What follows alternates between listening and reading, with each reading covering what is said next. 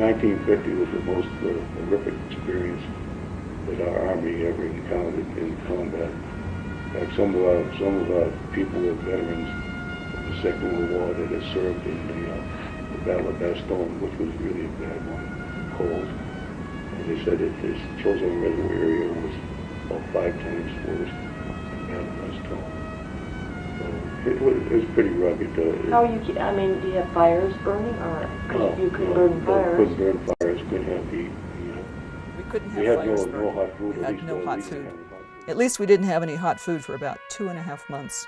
They would shuffle up hot coffee, but if you went down the hill to get the coffee off the hill, by the time you got back up the hill, it was cold. I didn't drink coffee in those days. The Douglas County History Research Center is in partnership with the Library of Congress in completing these oral histories. We have a super group of transcribers. We have 5 of them that are coming in and working on transcriptions, not only the Veterans History Project, but other oral histories that we have, which makes the Douglas County History Research Center very unusual in the fact that we can get our oral histories transcribed. Most institutions don't have that. When a person comes home from service, they don't usually talk about it. And if they're having a family, the young people aren't interested in the subject. And as they get older, the children move out of the house and no longer hear that story. They're not in the environment anymore. Therefore, in order to preserve that story, you should record it so that later on, when your children or relatives that know you and want to know a bit about you, they can research this and find it.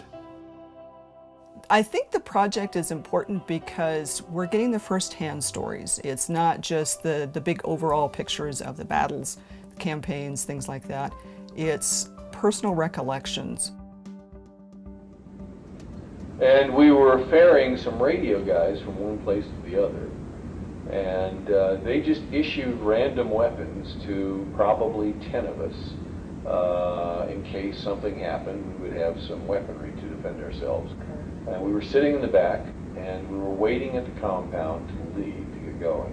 And they're all radio guys, and you got to understand that radio guys don't get the infantry training and typically don't get their hands on the guns and weapons as the rifles. And there's an M79 grenade launcher, which fires a grenade. It sounds a little like a mail-in tube when it goes off. And this fellow, who was a radio guy, who really had not seen one before, was playing around with it. And all of a sudden, the group of us in the truck hear this pop. And he had fired, and we looked, and his gun was pointed straight up. And you immediately wonder whether you get out of the truck and get exposed to this falling round, which is a grenade. Dead silence in the truck, because if you're in the truck and it hits just outside the truck, you're going to be safe. If it hits in the truck and you're in the truck, you're over. The first thing that happened is I think about 8 of us piled on him and took his rifle away from him. And the grenade fell probably about 100, 150 feet to the side of the truck and went off. Nobody was around. Nobody said anything. It was a done deal. But it could have been bad. It could have been bad. And that to me is one of the kind of humorous things that occurred. For some of the veterans that we interview, this is often the first time that they've ever talked about their experiences, and they find it a very cathartic experience. They are telling their story, and we care about what happened to them, and we want to honor their memories by keeping their stories and preserving them for the future. I'm a World War II veteran that wears this cap to identify myself because we're a disappearing group of people.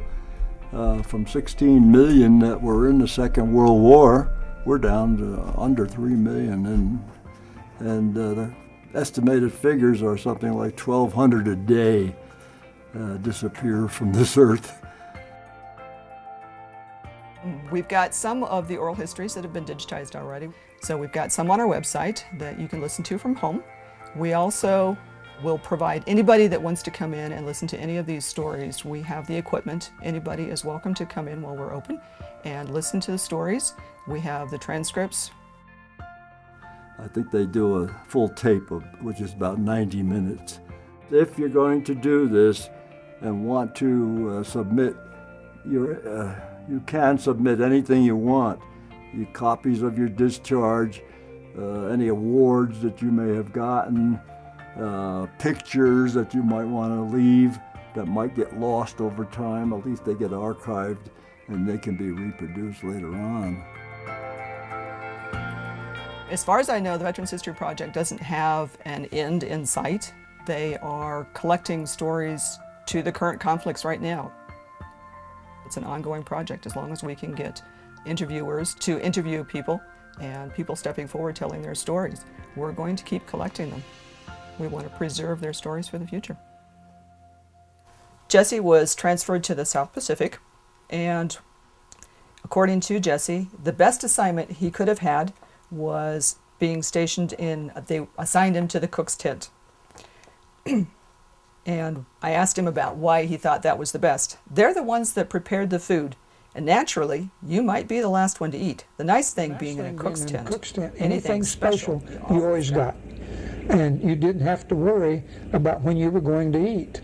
The New Zealanders used cook stoves that had drip kerosene for keeping it hot. They got it up to a certain degree, and I tell you, you never had any better eggs than they fixed with that. These were two cooks. They were from Connecticut, the original members of the division. Everybody came around and said, "Hey, how did you make those eggs like that?" Baked goods was fantastic. We had ice cream, believe it or not. The ice cream was fantastic, came out from Auckland, New Zealand. So that's what made the cook's tent nice for me.